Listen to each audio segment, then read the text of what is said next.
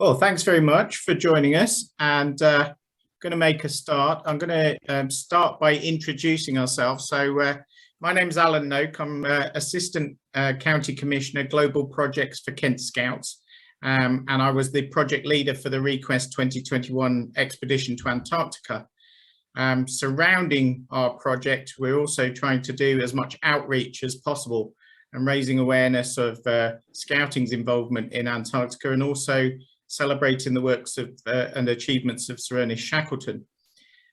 We put together a box of resources, and one of the resources we included was this book, which is the Voyage of the James Caird. It's a graphic account, and we thought it was ideal for getting the message out to young people about the achievements of Sir Ernest Shackleton, specifically around the James Caird adventure.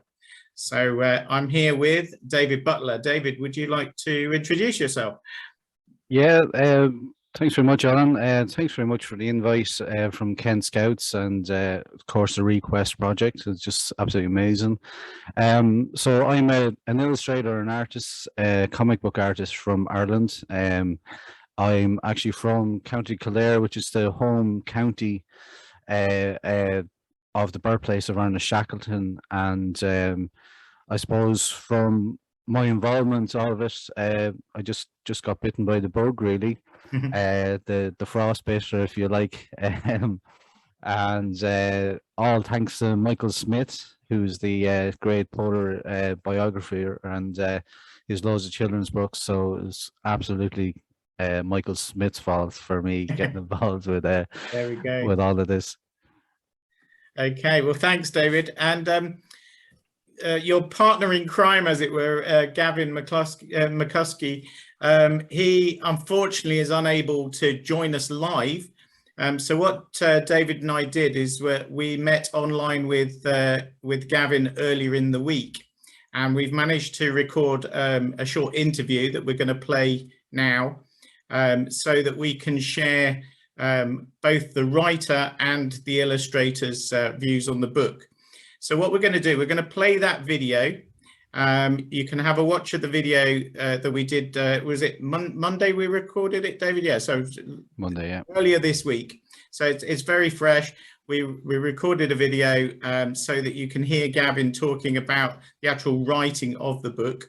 As soon as the video's finished, we'll come back live, and we can then talk to David about the actual illustration of the book.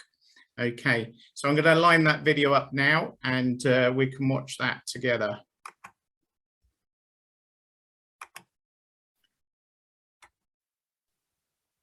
Okay.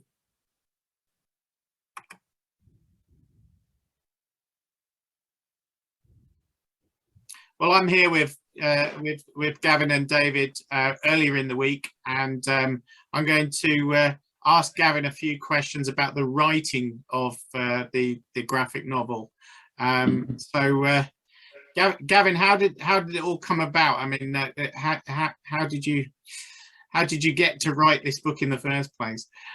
Okay, well, how is everyone doing? Gavin McCumiskey is my name, and I suppose writing is like a side hobby for me that at certain points in my life it's got a bit more serious, and then it sort of drifts away depending on different work commitments and family life and different things like that. But I suppose a number of years ago, I'm a big comic book fan and a big comic book collector, and a number of years ago I decided to write a few stories, short stories in comic book format, and I self-published them, and after doing this for a couple of years, I met up with David, and David saw my comic books, and we got talking about a couple of things, and I pitched a wee idea at him, a wee story for one of my comic books, which he kindly agreed to draw.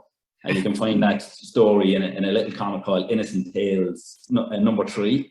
Innocent Tales. All right. Innocent Tales is the name of it. So I published 3 of them in total.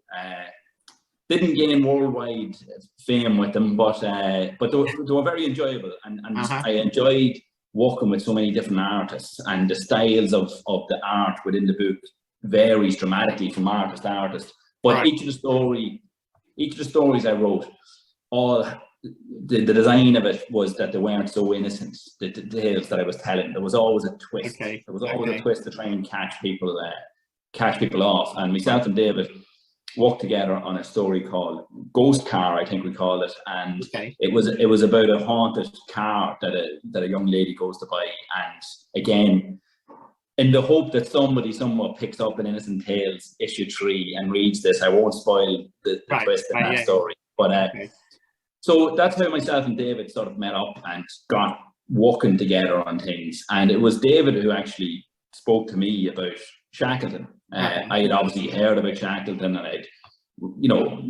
had exposure to him through school and different bits like that. And, I would have been interested in him. Yeah. But it was certainly when David spoke to me about Shackleton and the interest that David had in it, and in particular the voyage of the James Caird, that element focusing in on that particular story. Yeah. Like David was saying to me pretty much, look, there's 100 books out there about Shackleton from start to finish. But this incredible journey that they undertook on the James Caird. Yeah. And it was even how David was talking about this. I was like, no way, how did they do this? And I wasn't that familiar with it at the time. Yeah. So needless to say, a lot of research went into sort of getting my head around that story. And we were conscious that we wanted to focus a lot on that element of it. But equally, you can't ignore what the build-up was and things like that. So we did touch on the build-up. Yeah. We didn't spend a whole pile of time. You needed to set the scene, sort of thing. Absolutely. Yeah. But I think when you read the graphic novel itself, you'll see the couple of chapters on that voyage of the James Caird that we really tried to go through that and get people into what was happening on that little boat. In storms and hurricanes and uncharted, it is amazing.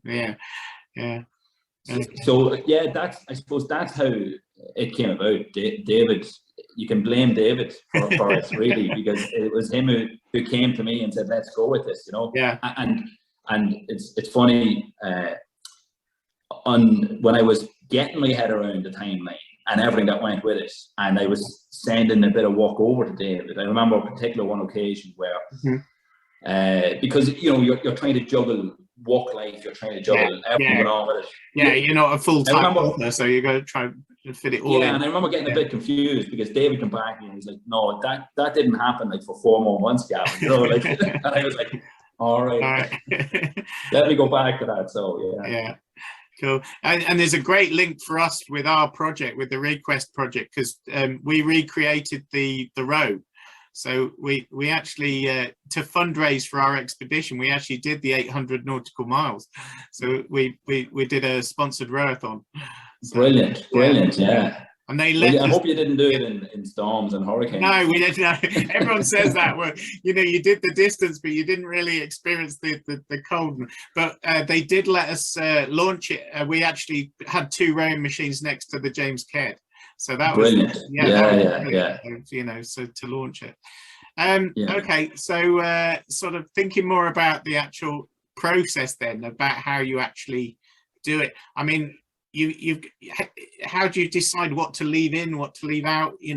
So from early on, we did want to focus on just the James Caird, but obviously we had to set up the story for maybe people that had never read the story before or were exposed to it. So we picked key sort of moments in the build up to it. With endurance, getting stuck in the ice. That's pretty much where we started. So we left a lot of the build up.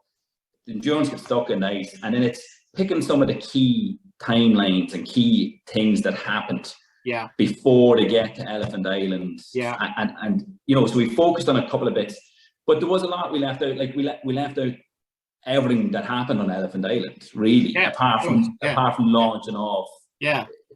So everything that was happening back there, we didn't really go into that at all, because we just didn't have you needed to have that focus. So that's really absolutely And I suppose just from my point of view, they were stuck for months and months and months, and it was just like you can't tell every single little detail. So we picked all the highlights as well.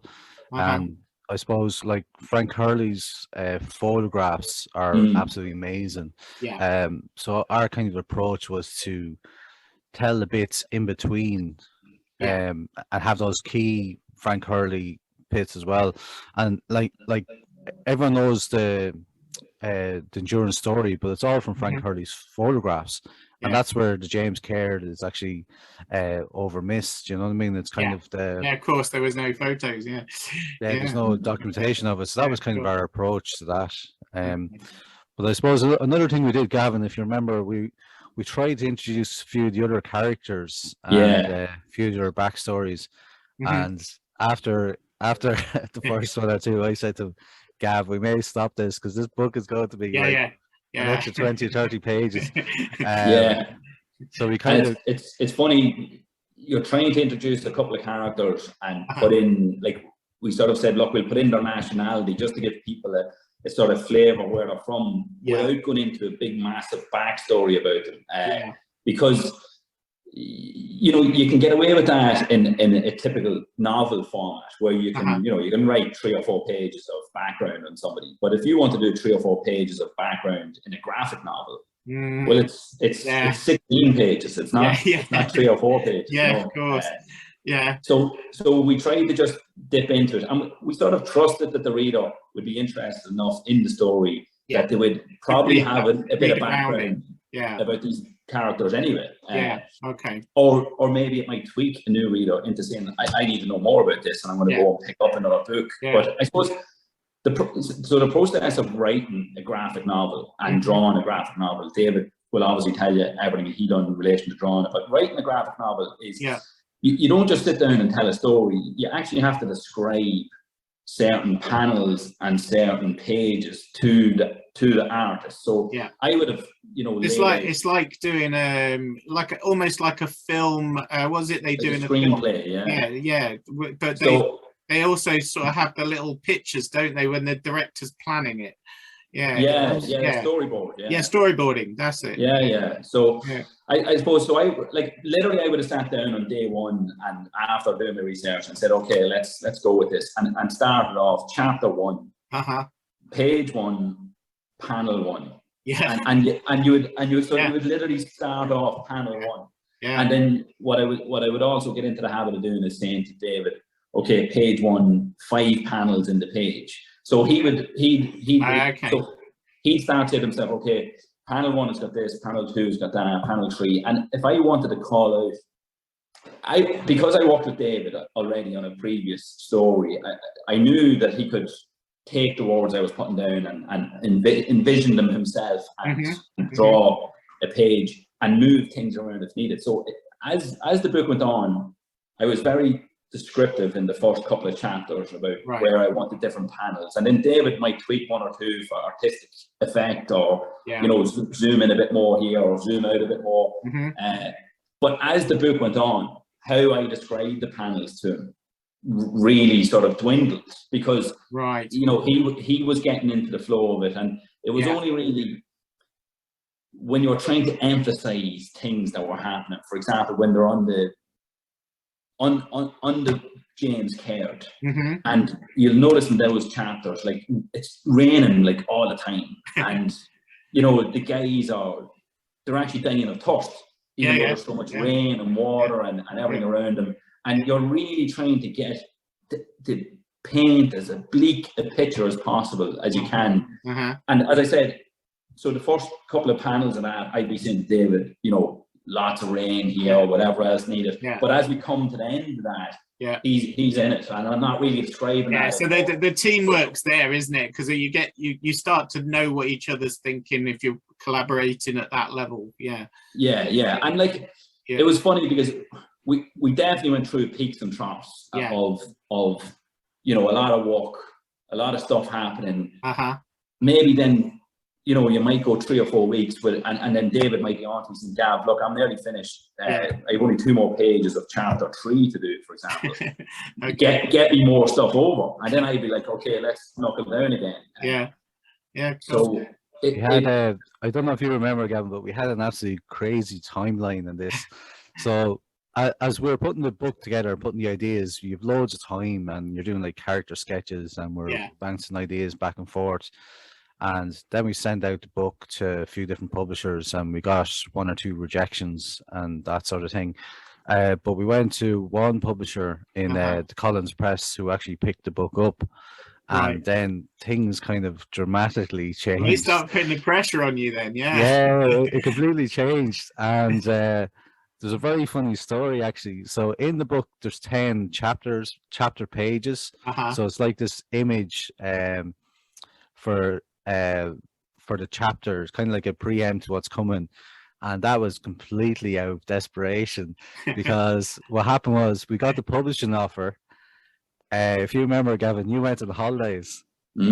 Yeah, so Gavin went on holidays. In the middle of it. Just right at the start, just as we got the publishing offer, and we said, right, lads, we want this in so many months or whatever.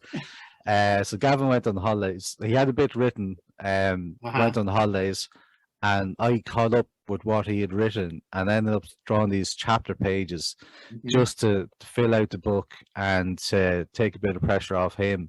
So that wasn't designed to be like that. It's just kind of out of desperation. But they're actually, I glanced over the book again this morning, and like what stands out to me is those chapter pages, you know, where you're just getting that little, and I even the titles of the chapters, like there's a little titles on each of the chapter, and it's nearly like giving you a little insight to what's coming up without giving things away. But no, it did get busy, very busy, but certainly from David's point of view, because I won't say writing is the easy part. It can be easy because you're working off historical facts.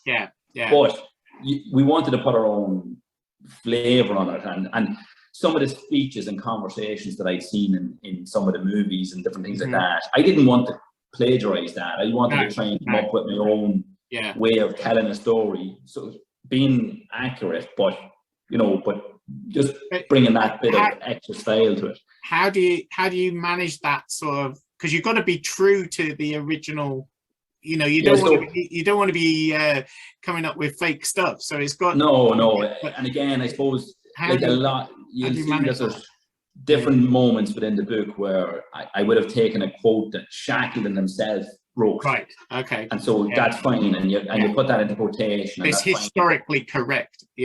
Absolutely. But you did want to imagine what some of the conversations were like in that period where the guys were literally gone for 22 months together. You know what I mean? And you wanted to say, well, surely there was going to be different conversations that happen and different things that happen around some of these moments. And we put in like the dog sled race and different things like that, but we put our own language around. That's poetic license then. I mean, absolutely. But you're not changing history by doing that. That's just again I think myself and Gavin kind of said out as well. Like there's certain stuff that I wanted in the book. I said, right, we need this, and Gavin was the same. I said, what about this? So the dog sled races was definitely Gavin's idea. And we decided on the timeline as well. Just that part was in the dark, so it was like, how could you exercise the dogs in the dark? So they obviously did. They did do stuff, but we had a bit of fun with that and a bit of creative license as well.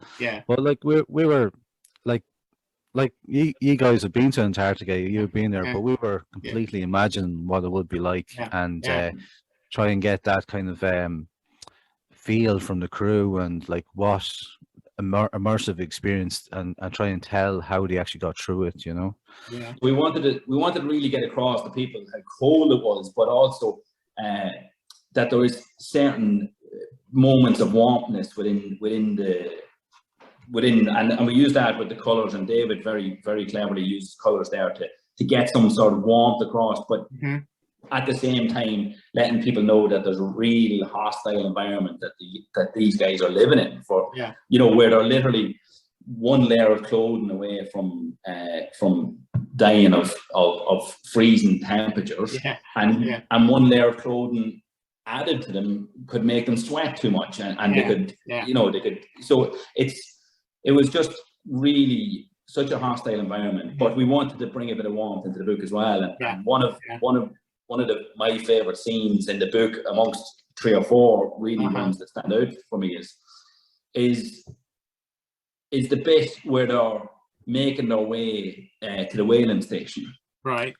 And we included the Aurora Australis, so the Southern Lights. Yeah. And I just thought that was a really sort of zen moment nearly within that book. And again, yes, there was poetic license there, you know. But it's quite possible. But it's very possible that would have happened, and they absolutely would have seen the Southern Lights on many occasions where they were anyway. But it just might not have been that exact timeline. But then, that works really nicely with the narrative and the story. You know, if they did see it at that point, and it's sort of what for me was, because they had been through so much and they were literally running on less than empty. And it was that glimmer of hope. And to hear that whistle the whistle from the whaling station. Wow. Yeah, so I had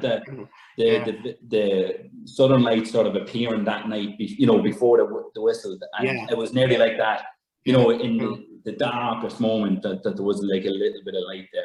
You know. So that's one of your favourite scenes. What was the hardest scene to write? Well, I suppose there's 2 ways of answering that question. The hardest thing to write were the bits that I didn't write, the bits we left out. Yeah. But one of making those decisions. One of the hardest scenes that I wanted to write, but I didn't want to make it overly bleak. And even though it is a very dark moment, we tried to lighten it then with some sort of dry humor afterwards. It was certainly around the killing of the dogs. Of course, you've got to put that in, and it's and actually, and like, I think we handled it very well. We sort of went to black. We didn't show the killing of the dog itself, but we went to black. But we did then take the decision to show them eating the meal and eating the bones of the dogs.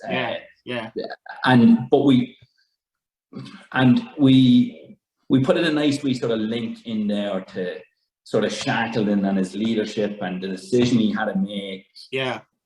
But tried to bring an element of dark realization into the whole situation. You know, it was tough, but I think if you reread that couple of pages again, you'll sort of go, like, what was it like? What was it like for those men? You don't want to ignore things like that, but it's just but you don't want to bring the mood of the book right down. Absolutely. So we try. I think that was a very tough couple of pages. But I do think people won't be too, you know, if they're reading it for the first time, they won't really get too bogged down in it. But there's a lot there that if they wanted to spend time in it, they can get a lot from it, you know. So how long did it take you in the end? How long is a piece of string? I'm interested in actually how long you spent writing. So was a period of... It's funny, if you were to add up all the writing, it like, without researching, but say you wanted to sit down and write 1 page of a comic book. It would normally take between sort of 15 to 20 minutes for you to sit down and write that page. So, you know, you could easily, if you were in a good place, you could get through a chapter of a book in a day. But then I suppose it's the rewriting and going back to revisit it, polishing and then obviously make sure that Dave is not going to give out to you for getting anything wrong with the timeline. Because I said I'm not going to let that happen again, you know. So, but no, really, I don't know. Overall, it probably was no more than a couple of months of writing, but because we were doing it on the side, it was drawn out a lot longer. It certainly felt like a lot longer, you know. Well, as Gavin was talking about, we're talking about the jump from going like from 4 pages to a 96-page book, and it's like going from a short film to like a feature film. And it was a massive jump for us, you know. And we'd no experience of it really. Gavin had done a few self-published comics, and like there's no massive risk. Well, there is financial risk to himself, but there's no pressure, external pressure or anything like that. Yeah, you're not. So this time we had had a publisher, and then obviously when you're dealing with the history element as well, that there's a different level of pressure. But yeah, just on the Southern Lights, the pages that Gavin was talking about, there's the guys were seeing this person, this kind of person in their, there's someone there, and I've heard about this the missing person. Yeah, this person they were aware of. So apparently that is a phenomenon that people do see, and it's kind of when you're losing your mind, you're kind of coming to the end of it.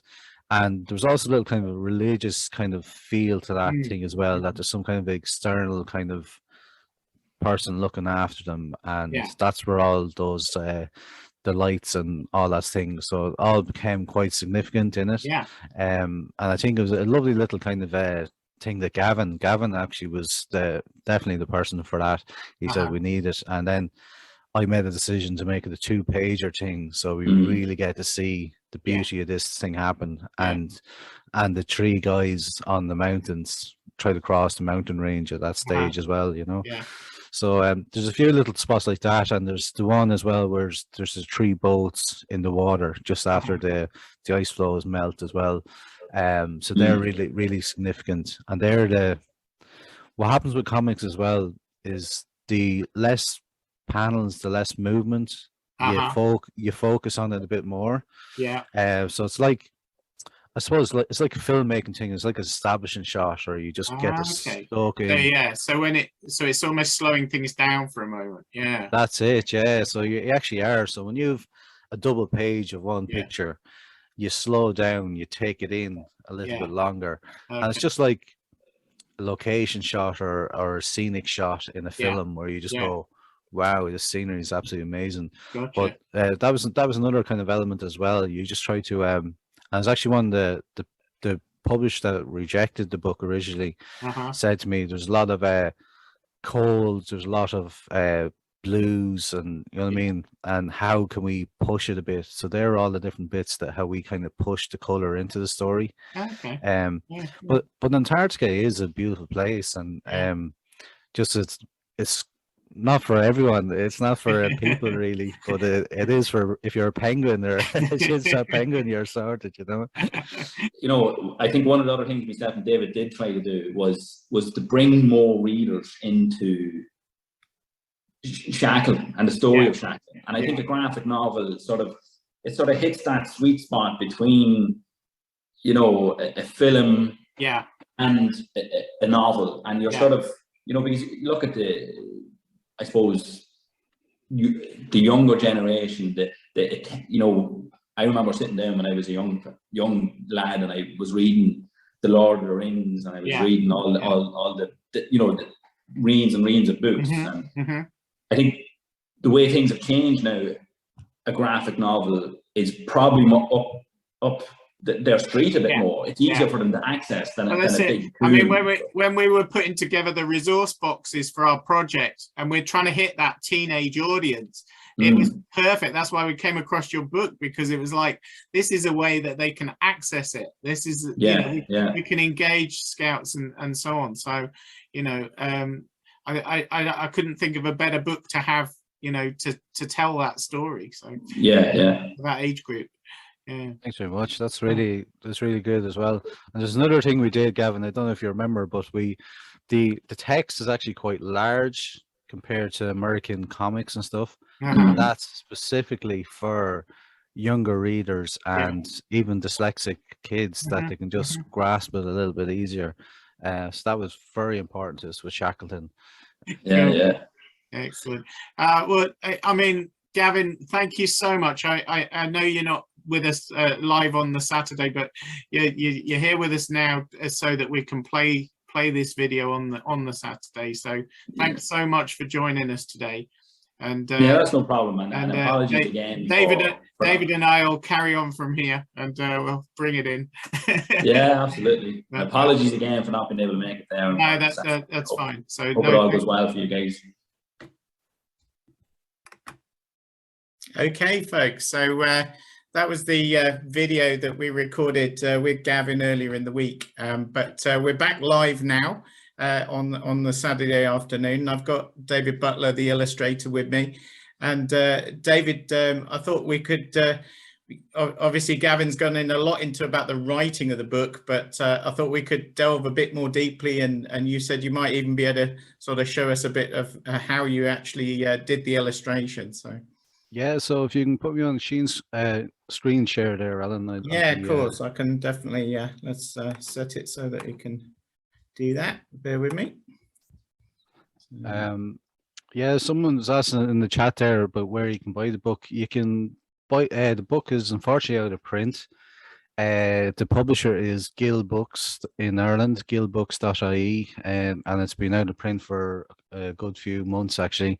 So I would say just Amazon. You get it on Amazon, or check Yeah, a few you can pick up copies of it still. There are copies out there, but yeah.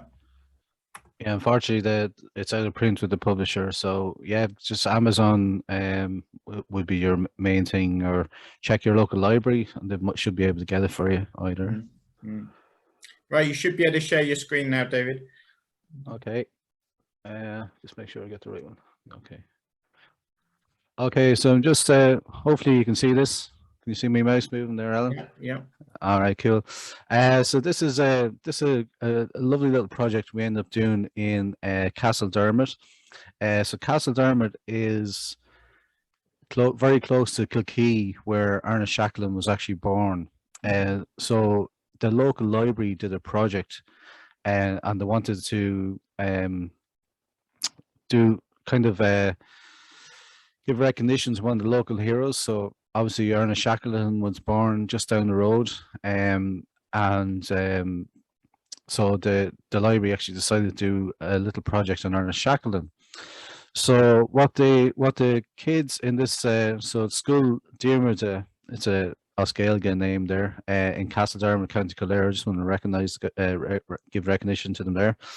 And so we did this thing, and we ended up doing with all the kids. We ended up getting them involved, and they read Michael Smith's book called Shackleton the Boss. And that was the other book that we put in our resource pack. So it was those two. Yeah.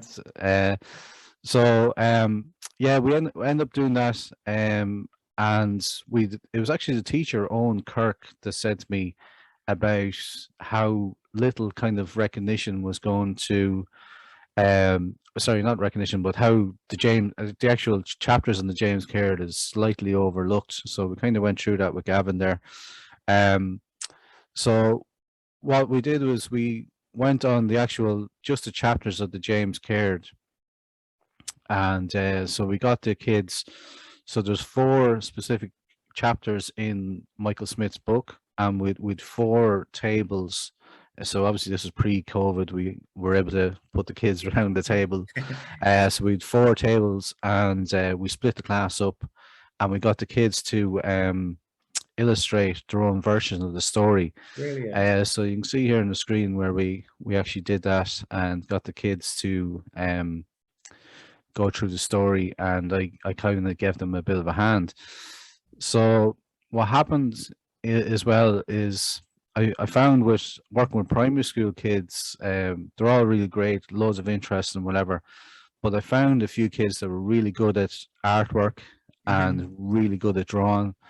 And what happens in the situation was the kid that's good at art was drawing a lovely picture of the boat, and then all the kids in the table were actually copying the same kids. So I was getting like 5 pictures of the same picture of the boat. So I went, okay, that's not going to work. So I actually had to break down the story myself, using my notebook. So we did the kids illustrated and wrote their little version of it, and the teacher Owen Kirk edited and put it together. So it was a real fun little project that we did. And just down at the end we had this kind of coloring pages, and this is like a kid's version of character designs that I did. And this little project was actually sparking off my imagination. So I was already thinking of the story. Right. So the main thing about this kind of coloring page was this kind of contrast. So it's like a cartoon, kids cartoon kind of character design. So you wanted to make the characters look completely different, and so I worked it out that way. So in part of the process of the book, of the 4 chapters of the book, I was trying to break it down for the kids, and I was trying to make it easier for them and give them kind of little notes that they could use. So these was actually my notebook, and I actually kind of did little sketches, just breaking down. So what I say to people, the difference between, so if you read a book, your imagination runs wild and you get all these images coming to your head, and you get completely immersed in the book, and the reader creates all this world. So the only difference between an illustrator and a reader is the illustrator takes those ideas, puts them into sketches and drawings, and develops the characters, or do whatever. So this is actually kind of a unique little thing. So this is Ernest Shackleton, and of course, he doesn't have the beard in the endurance thing story, but we mentioned earlier on about storyboarding for films. So this is my background is actually in animation, and I do some kind of storyboarding from kind of films and short stories and stuff like that. So this is actually a process what we do in the notebook. So these are called thumbnail sketches. So basically the sketches of the characters are almost like thumbnail size. So each of these pages were just like A5 notebook, and so these were the little sketches that I did. So I was reading Michael Smith's book, Shackleton the Boss, and I was just breaking down into little story sequences. Okay, little vignettes, Little vignettes, breaking it down, the little stuff that was coming into my imagination as I was reading, and I was breaking up. So here you can see the waves, and like they're not necessarily in sequence, but I would kind of develop them, put them up, and just kind of work it out into the story then. So you can see where I was already thinking about, okay, here's the James Caird landing, Shackleton falling off the boat, sorry, Tom Crean actually falling off the boat, and they're landing on the beach. All little sketches, quick little sketches, just breaking it all down. So I initially did this for the kids in the school. So you can see here, these are the mountain scene, little sketches of the lads climbing up the mountain, and I was working up kind of compositions and breaking all the story down, little visual imagery, and the bit where they slide down there. Slide down. So you can, if you've read the book and seen the book, you can see stuff almost immediately, like that hand with the time, and the lads putting their arms up in the air like that. All that stuff is almost identical. So I was working. It was taking shapes at this stage. It was taking shapes. It was all working out. So it was all completely into my feeding into my brain and coming up with all the different ideas. So this is an initial kind of sketch, concept sketch, this would be called. So this is my kind of first kind of rendering of Shackleton, and the rain was in there from the start. The rain, yeah. So actually that got taken off the cover later. So the rain. It did, yeah. We completely changed it, and I actually had a lot of it, and there's a lot of rain in the story with the kids. But what I learned through researching, there's no rain in Antarctica. So it's all strong winds and they blow all the stuff. So there's no actually rain, but there is in the water. So there would have been the splashing off the water. So this would have been kind of, this is specific to James Caird. But yeah, you can see where we're kind of visually working it out.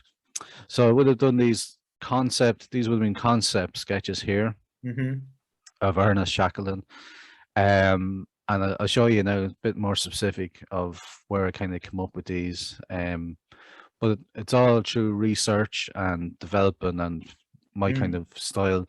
So in animation, we would have had these character design pages where you would have, they're called a turnaround of character.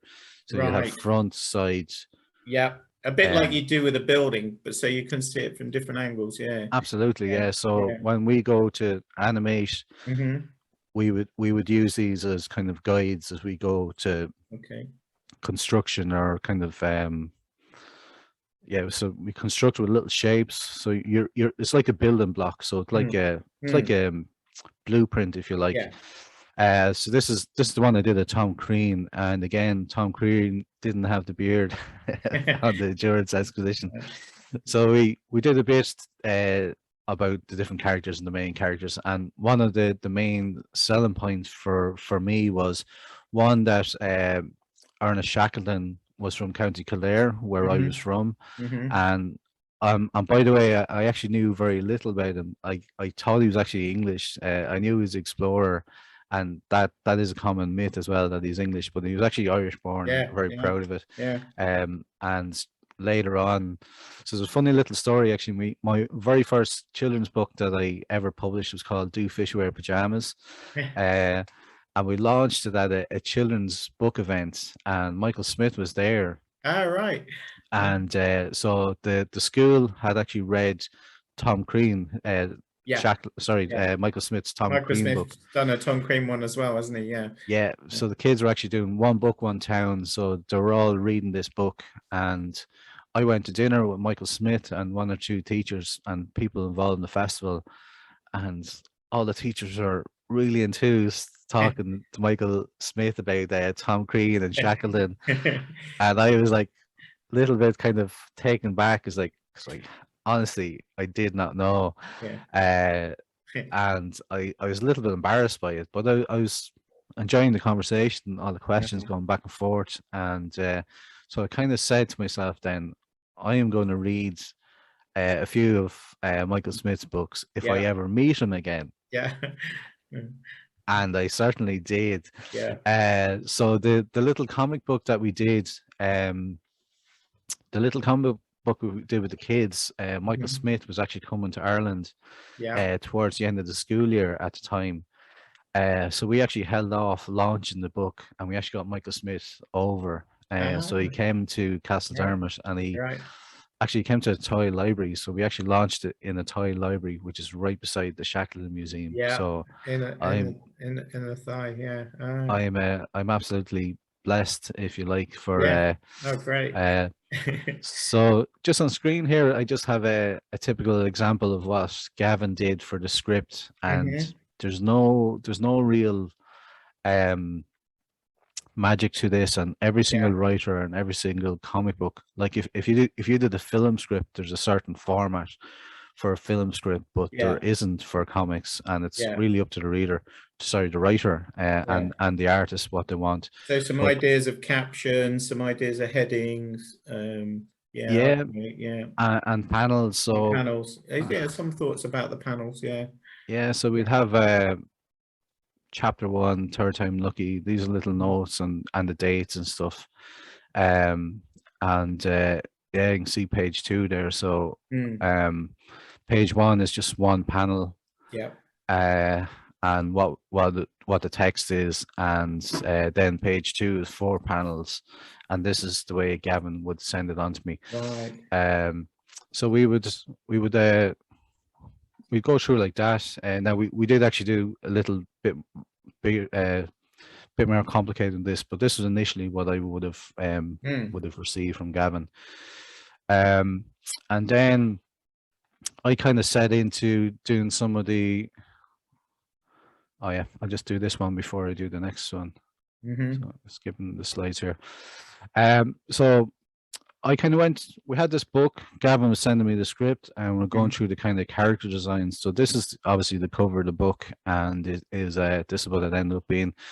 So one of the really cool things with me, and one of the other big selling points for me was, so this lifeboat, so James Caird, for people that aren't familiar, the lifeboat is called the James Caird. So each lifeboat was actually named after the investors of the Endurance Expedition. The Stanscombe Wills and the Dudley Docker, I think, were the other two, weren't they? There were, and there was, so James Caird was the biggest of the lifeboats, and Mr. Chippy Chippy McNeish actually put the bigger deck onto it. He extended the deck and covered it over. So even in the cover, we kind of got a bit of that. And also, the really cool thing as well for me as an illustrator, and this is why I kind of got completely immersed in it. On the lifeboat, there was 6 people. Yeah. 3 of those people were Irish. So to me, with this kind of the guys in Antarctica on this rescue mission, and the most amazing lifeboat rescue in history, in recorded history, and it actually is. Now, there might have been stuff that wasn't recorded and we don't know about, but it's generally perceived to be. So that was kind of our kind of selling point to publishers and stuff like that. So there was obviously Shackleton and Tom Crean. Who was the third Irishman? The third one is actually Tim McCarthy. So the guy in the blue, and I actually kind of slightly go into it in this, and he has a bit of a sad story, actually, really sad story. And I also kind of did this kind of so if an artist kind of composition is this kind of a triangle kind of composition. So I have it really strongly with this here, and they also have Chippy and John Vincent as well. So it had them all in the picture. Now, a bit of artistic license. There's a deck there that probably wouldn't have been able to stand like that. Well, listen, we had a bit of fun with it anyway. So just in terms of Ernest Shackleton himself, I would have got some pictures reference, and the way I say it as well, it's actually he's a character design of Shackleton, so it's not a photo representation.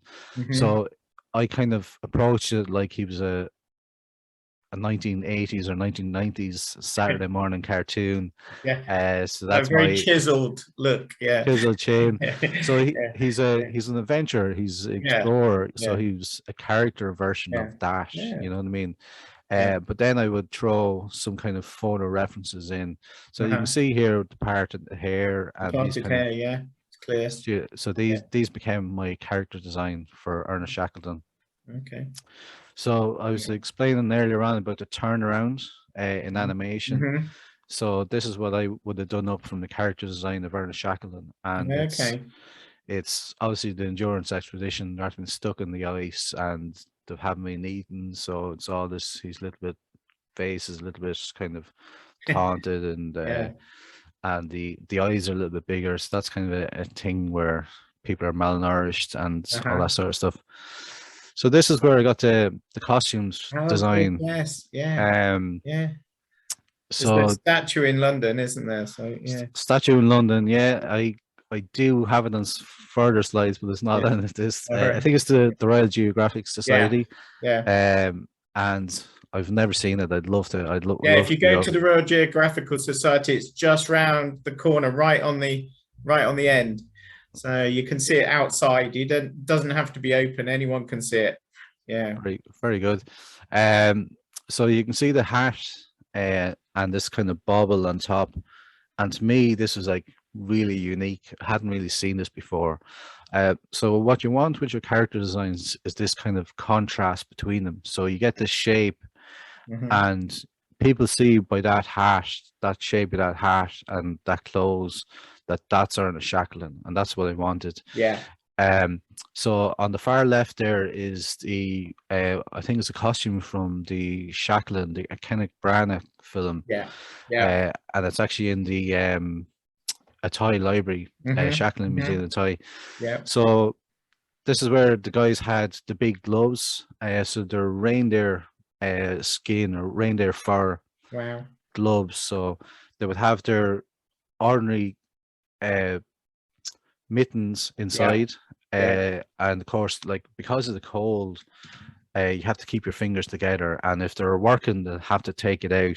But when they weren't working, to put their hands into these bigger kind of reindeer fur gloves just to keep them warm. So then to me, as an artist and illustrator, it was great fun to do those big kind of hands, big woolly hands, big woolly hands. So they're great kind of character design. So I just loved all that. And again, this thing hung over them, so these were hanging down by their sides, and then they just put their hands into them.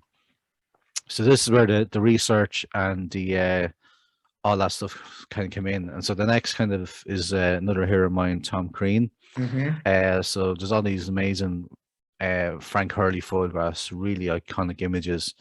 And of course the picture with the dogs, which everyone loves. So you can see here, kept the pipe. Has the pipe. And I referenced that picture right in the cover of the book, and I don't actually use that iconic, and it's a little segment in the entire design of the cover. But that was great fun. So you just throw these things in, and of course that cover became then the set character design of Tom Crean, and that was the thing. Another thing as well is that hat, and it's that character design element that became Tom Crean all the way through it, and the jumper as well became the iconic. So it's like the Simpsons. The Simpsons always had the same clothes, even they're on telly for the last 30 years and different scenarios. I was going to ask you about that. There's a scene in the book where you've got the 3 boats, and everybody in each boat's got different color. Yeah, so what I actually did, it was almost like they were in color teams, almost like So you're actually on the ball with that, actually. So I have the main character designs for the 6 characters. Now Shackleton sneakily changes clothes throughout. There's different things where he has his fedora hat, and and he doesn't have the hat on all the time. But the rest of the guys kind of do. There's an odd scene, I think, where Frank Worsley and that doesn't have his hat, but I found Frank Worsley really hard to do, by the way. He's really hard to do. So here's the my version of Tom Crean. That's a fantastic version. Love it. So again, that's at the front. Because this is an example of one of those chapter pages, isn't it? So you get the big picture on the front of each chapter. Absolutely. So so these are the kind of development of it, and what those chapter pages actually led me do as well is let me kind of work out the character designs.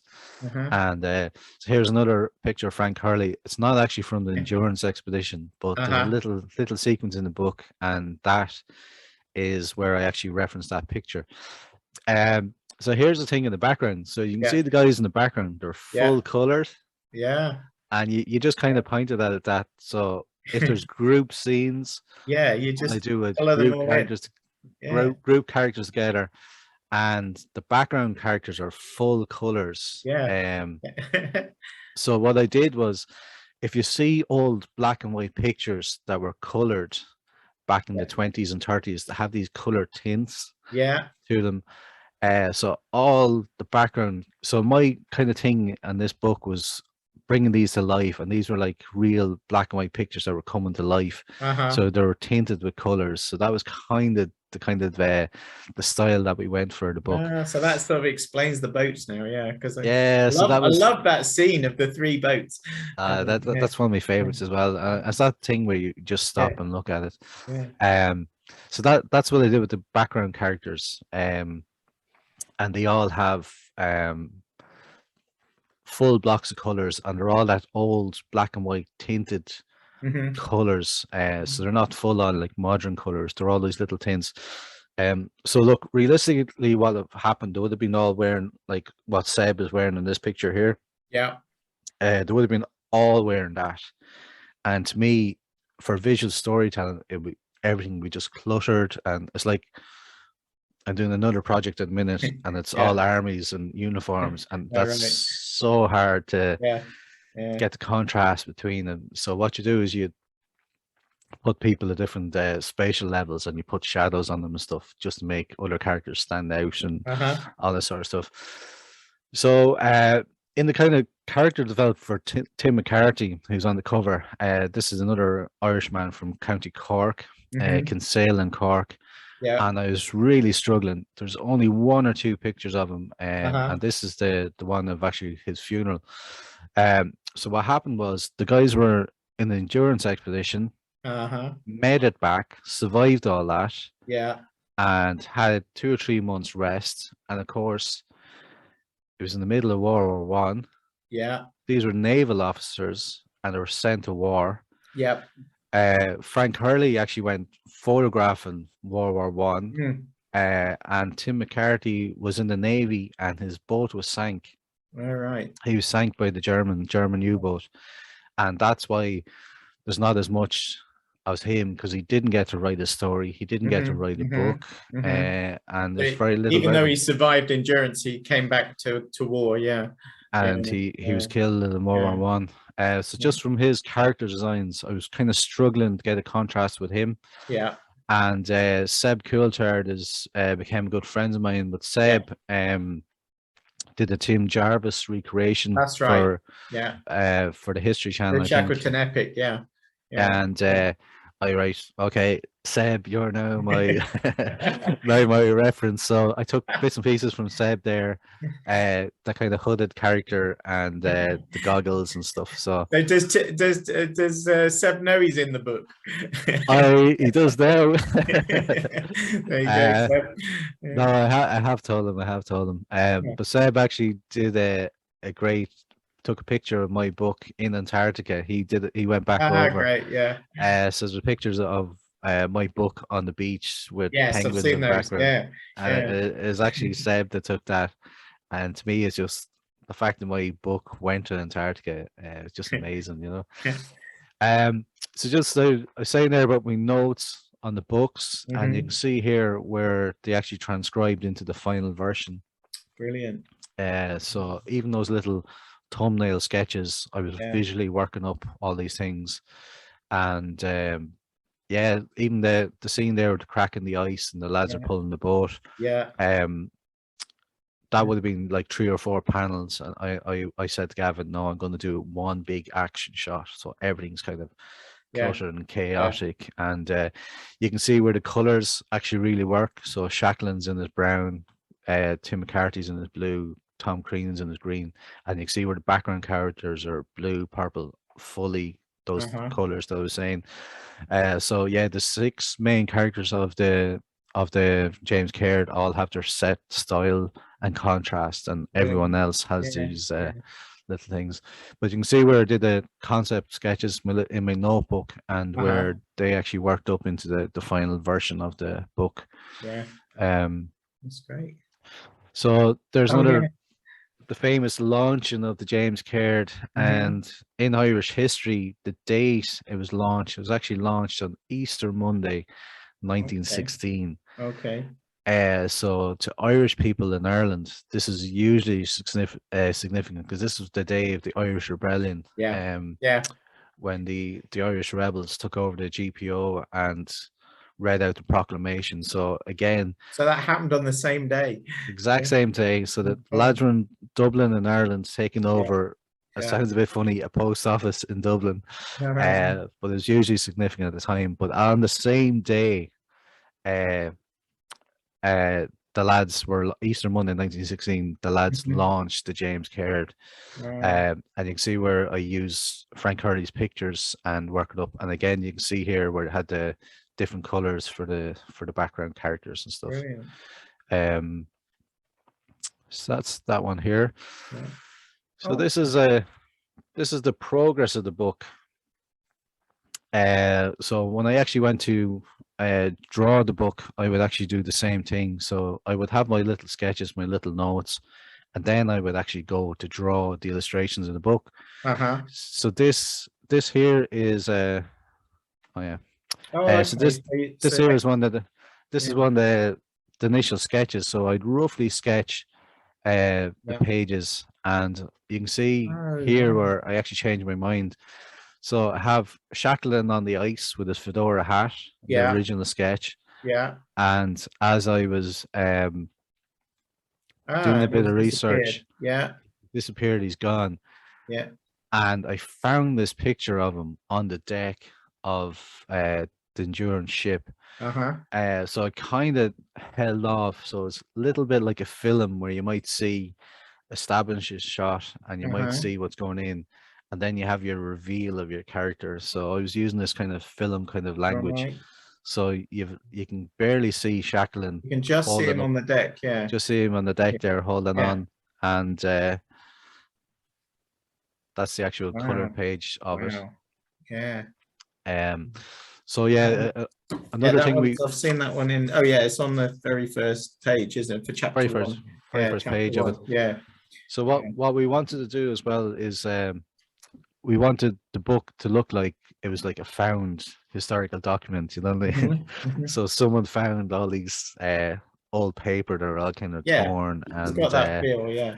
And that these are the missing Frank Hurley slides. Now Frank Hurley wasn't on the James Caird, but had he been, this is how he would tell the story. This is the actual progress of it. Yeah. This is page 2. You can see the light rough sketches. Yeah. Shackleton has his fedora hat, and then I found a specific picture of him, and he's actually wearing this kind of woolly hat. Okay. So this is like this kind of Indiana Jones kind of. Yeah, they change a hat day. Yeah. Yeah. Well, I actually, when I actually went to do it, his decision was made. You know what I mean? But this is where I would work it out. So what you do your sketches, you'd work it up, and then you'd fill that in with your research, and you'd develop pictures, and you'd get your, like the initial kind of ones would have been really loose, really whatever. But then it's one of those things where you don't want to find out that he's got a different hat when you've finished. You know, it's fine when you're doing the initial sketches, but no, you're dead right. So that's where all the research goes. Yeah. But what I'd say as well, it's a bit like making a film or a stage play or whatever. You make your decisions and you run with it. You keep it. Yeah, you got to stick with it. And there's always going to be those tiny details. Yeah. So there's the colored pages, and you can see where it all kind of comes to life. Cool. And then there's the letter artists. So the letter artists would do their work. This book was a letter artist called Alice Coleman, who was I saw that there was an extra person involved. Yeah.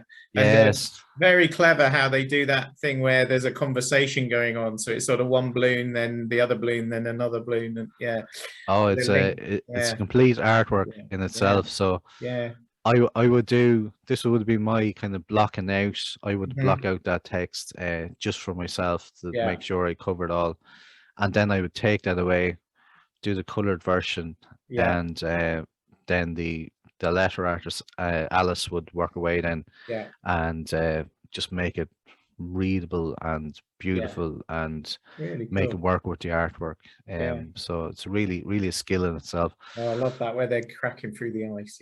Cracking through. So you can see here where again the kind of rough sketches. Shackleton still has his fedora hat, and I changed it. So once I made that decision, okay, this is what he's going. I think I had to change the original pages, but from here on I'd made those decisions. And again, I will be getting like visual research of Frank Hurley's photographs and stuff as well. You can see here there's kind of sound effects coming in, crunching of the ice and cracking, and the lads are hammering away, and it's all kind of flowing and structured and stuff like that. Here's the next page as well. So really loose sketch. Going into there was actually Frank Hurley video footage of this stuff. So that's the thing as well. You're not just looking at photographs, you're looking at documentaries, you're looking at films that people have made. Because the BFI have got the photos, they've got the images, haven't they? There's a video of the quest expedition, of the Shackleton route. So there's a film and endurance. So there's the Frank Hurley version of South. So all his footage is in Of course, this one's South. So we would absolutely be consuming all this stuff, and again, a lot of I would do my little sketches, my notebooks, whatever, but then I'd really go into the kind of visual research of it. So bottom left there is actually a photo reference of Frank Hurley, actually. So that's actually Frank Hurley, even though it's not pointed out that it's Frank Hurley. Yeah. And yeah, just with all the speech bubbles and stuff, I knew there wasn't room for all those other characters. So actually there is characters in covered up. Oh, my great artwork covered up. Yeah, that's a big thing with comics, actually. Yeah. It happens all the time. Yeah, you end up having it covered with writing.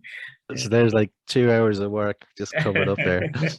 But yeah, here's the match. Yeah. Mr. Chippy and the walking the dogs and playing soccer. They were all fully references from specific pictures. And I kind of stuck a thing in there. So Tom Crean's a kind of a hero. So you can see Tom Crean saving the goal there. Saving it. Yeah. So I was like, I was building up.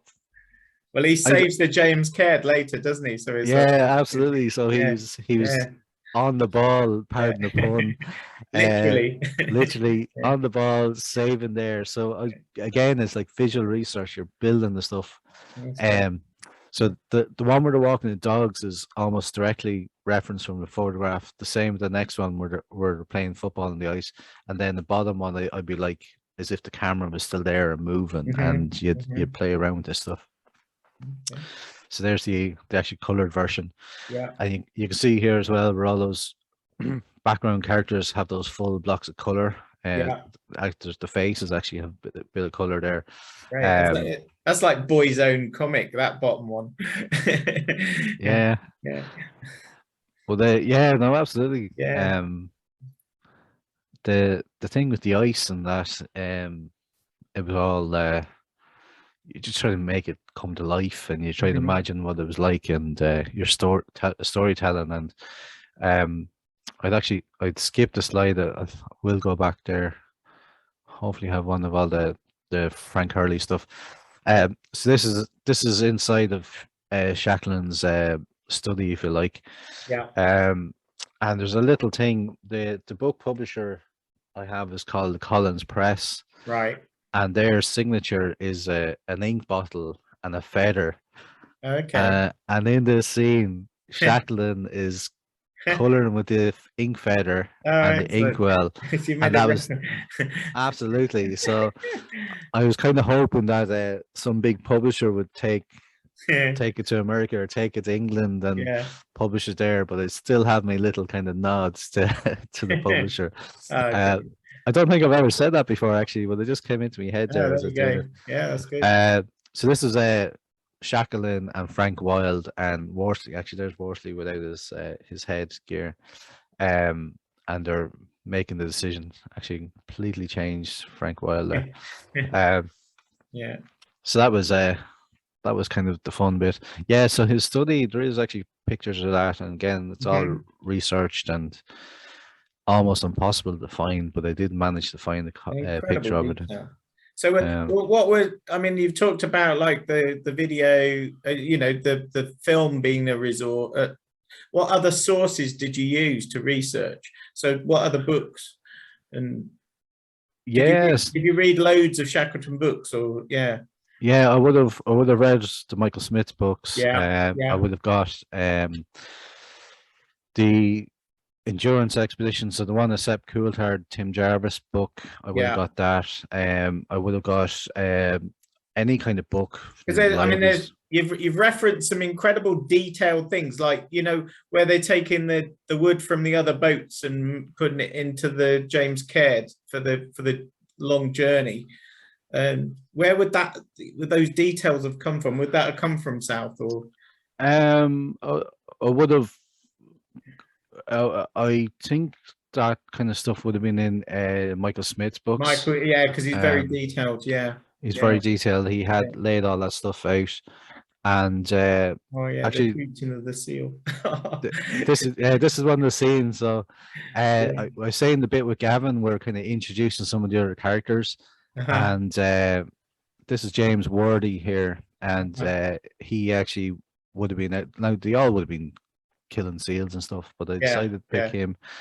and I was at a conference in the South Pauline, actually Tom Crean's pub, and I actually met James Worthy's granddaughter. Oh wow!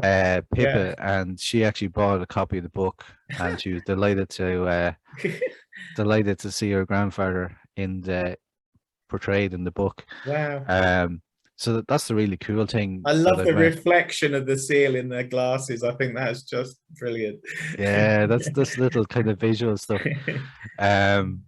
So that's all like visual storytelling, and like again, you're trying not to be too graphic and and stuff as well. But I have to say, like the publishers and stuff, because it's all history and all kind of great details that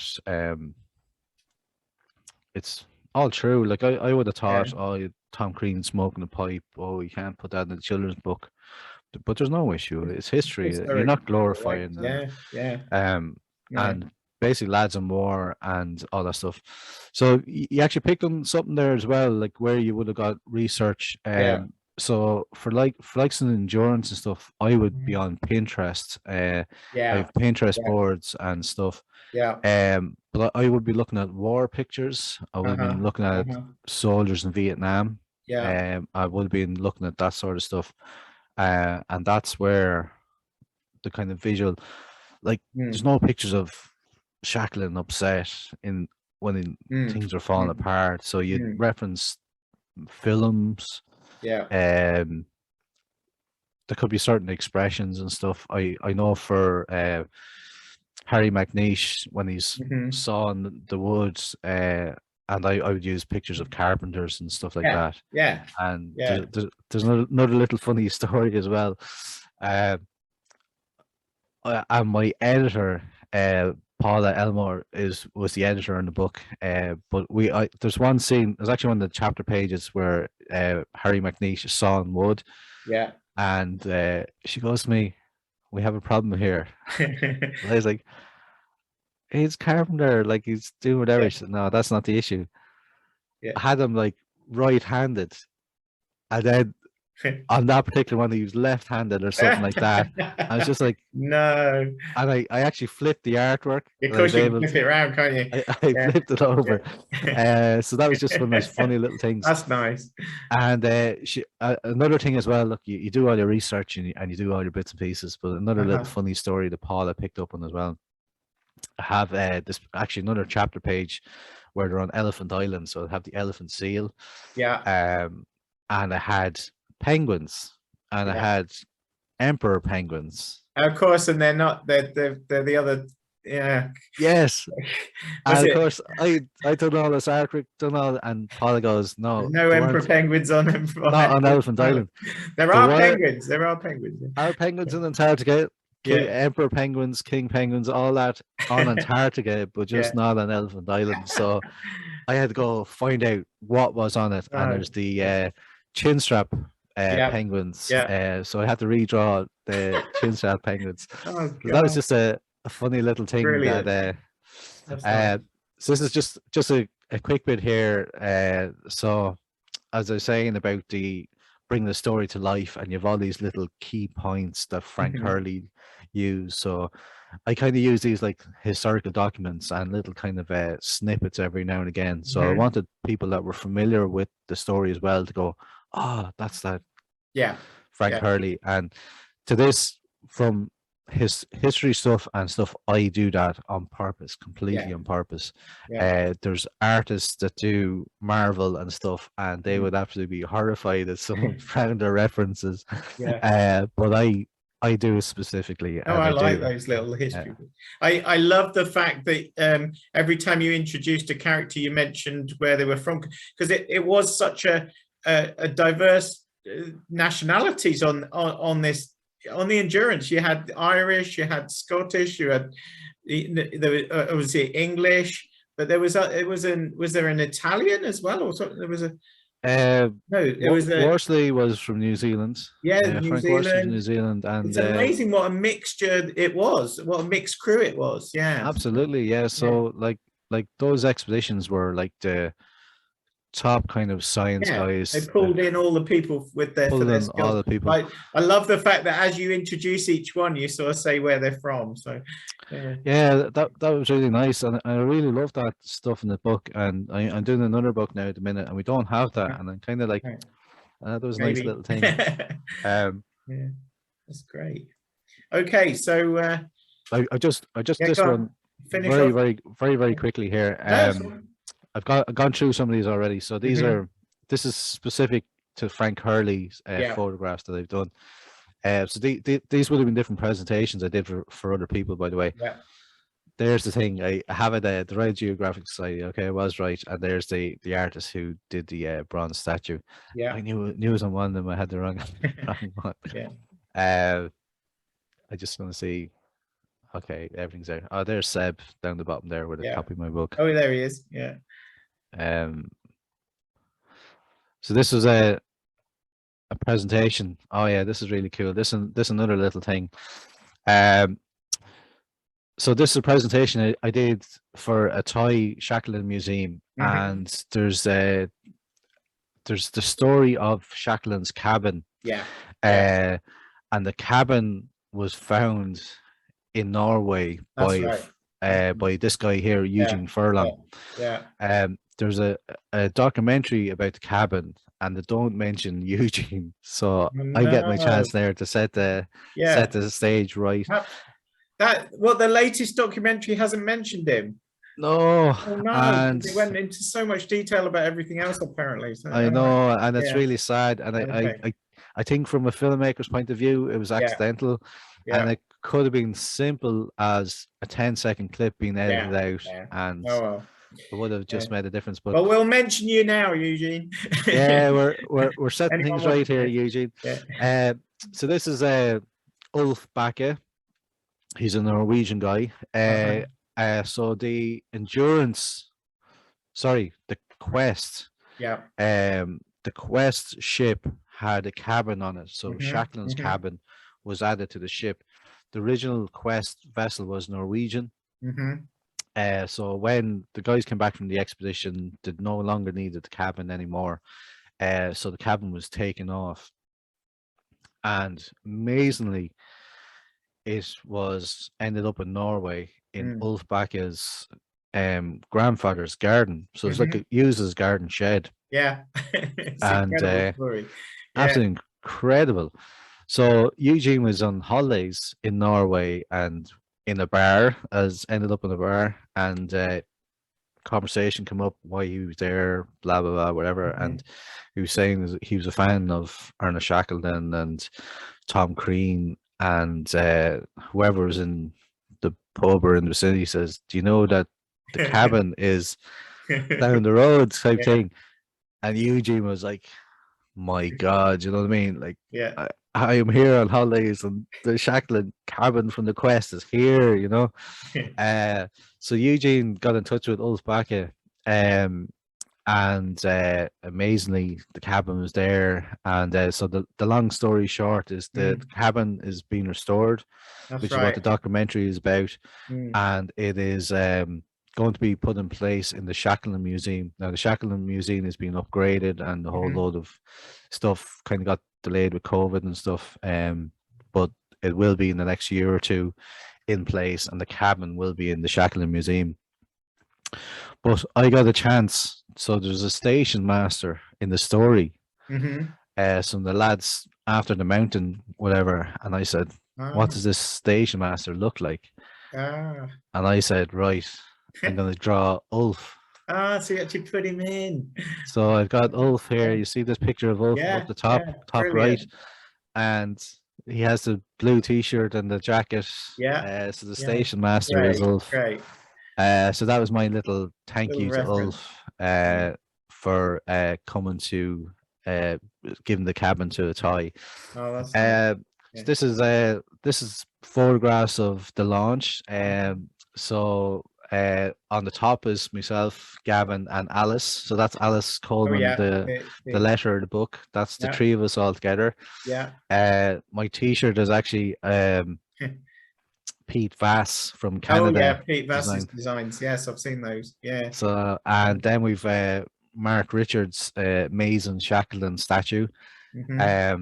So lucky enough, I was invited over to that, and got to meet Mark, and here is the pictures from the launch. So that's Margaret from the Shackleton Museum, Gavin, and Jonathan Shackleton, who's he's a cousin relative, no, not direct line, but he's a cousin of the Shackletons. And here's Alexandra. And she's our patron for this project. So patron of the project, and she was she's very much involved in the Shackleton Museum, and I was delighted to meet her, and so all these things kind of all happened. So that's kind of finished my presentations there. Right. Now I know we've got at least one question here. Yeah, please do. Yeah. So we've got a comment saying wonderful illustrations from Monica. Thank you, Monica. Thank you, Monica. And I think there was definitely one. Oh yeah, no, that was about the book, wasn't it? So you've already answered that. There are copies of the book out there. You can track it down online. With a bit of searching, you can find copies of it. So do we have any other questions? If anyone wants to ask a question, those that have stayed with us, please put your hand up, or make us known in the chat. We'd love to hear from you. Let's see. We've answered that one. And let's just see if there's anyone else. Anyone's got any questions? So I think I had one more question for you, David, just to finish. Yeah. And that was, it was really going back to this concept of larger and smaller images that you sort of touched on in the video, but could you tell me a bit more about how that works? So do you mean the panels that Gavin would say? You were talking about the pace of the book and the size of the image, and I found, you know, as I go through the book, it slows you down and whatever, but just perhaps go into that technique a bit more. Yeah, so it's like it's a storyboarding is a visual storytelling tool. So I would consider it like a film, and I come from a film world, and I'm very familiar with that, and from animation and live action as well. But I would use those filmmaking tools. So I think and I hope my books are kind of film language. So I use the kind of like the slow reveal, almost like Indiana Jones or something like that.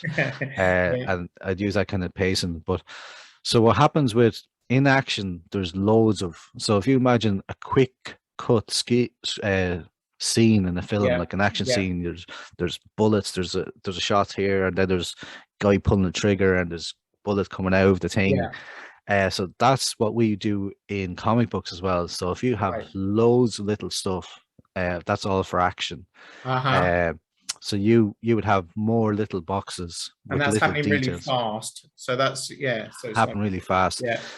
So that's what happens. So you imagine as well, if you're watching a film and there's all this quick cutting. So if you've more panels on a page, it's quick cutting, it's action. It's, I got you. So that's the technique in that. The other thing as well is what you like, a camera zooming in, zooming out. So it's like what you want the audience to see. So there's stuff there with I'd Seb Coulthard as Tim McCarthy. And he's opening barrels, but then there's a little cutaway to the kind of the foulness of the water, and all that sort of stuff. So it's like a zoom in. You're zooming in. You're giving those details. Okay, and then you're like the big page when you got the Aurora Borealis. Australis, isn't it? So Aurora Australis. So that's like exactly like that's like a big, huge sort of moment. So you stop.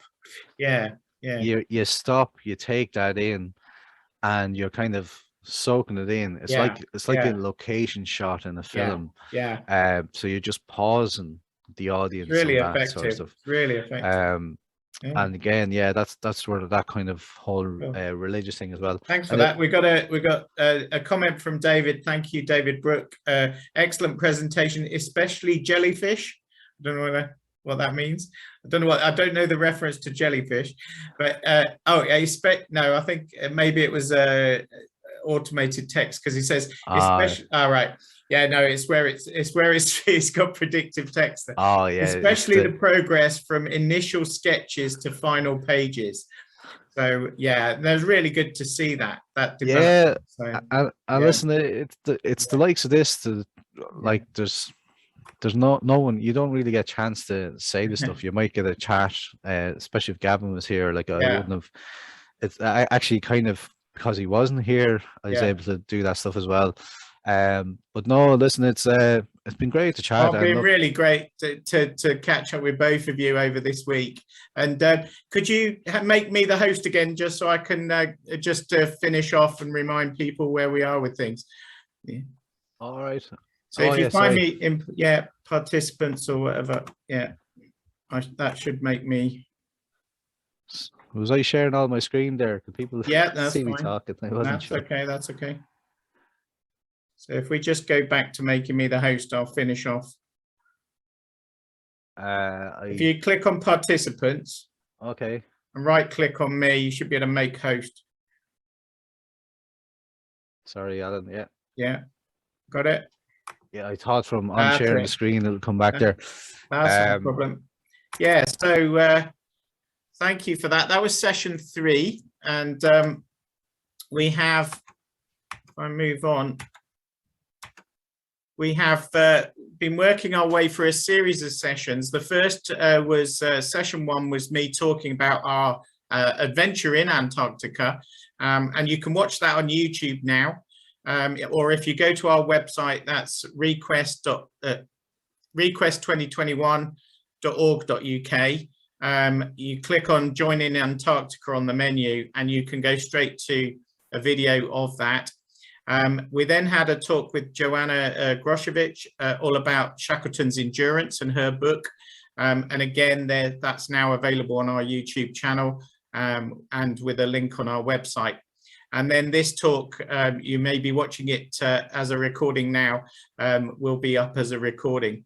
Next month, on the 25th of June, we've got a session called Climate Quest. And that's going to be run by 2 of the youth participants of the project, Lucy Morgan and Darcy Holmes. And they're going to be sharing ideas about activities that you can do with young children to teach them all about climate change and Antarctica and the environment. And then we probably won't do that final one on Zoom, but we'll be doing some live sessions from our Kent International Jamboree on the last right at the end of July, so we'll be doing some live sessions that week. It hasn't worked out well for that Saturday, so the following week into August we will be streaming live some sessions from the Jamboree, so you can see what we're up to there. So lots happening with our outreach. All of the team have been going around doing presentations all around the country and around Kent and up in Scotland. And so there's been lots of local presentations going on, and we've got a big presentation in July to lots of our sponsors and things. So lots happening. The project carries on until the end of September, where we're going to be going up to Scotland and going to be putting a plaque up there to the 2 scouts that went with Shackleton. And then the week later, we will be in Plymouth and Portsmouth to finish off exactly when the quest would have got back to Plymouth and Portsmouth in September 1922. So we'll be there in a year later in 2022 to finish the project off. So thanks very much to David. Thanks to Gavin earlier in the week for being a part of this. I really appreciate your time today, David. And no hassle. And listen, I just want to thank you very much for being part of the Request project and have my own little Shackleton. You got your own Shackleton. Both Shackletons, if you like. Yeah, wonderful.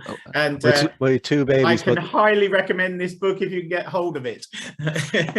So thanks very much, Alan. Yeah, cheers now, everyone. Thanks a million, Alan. Cheers. Bye now.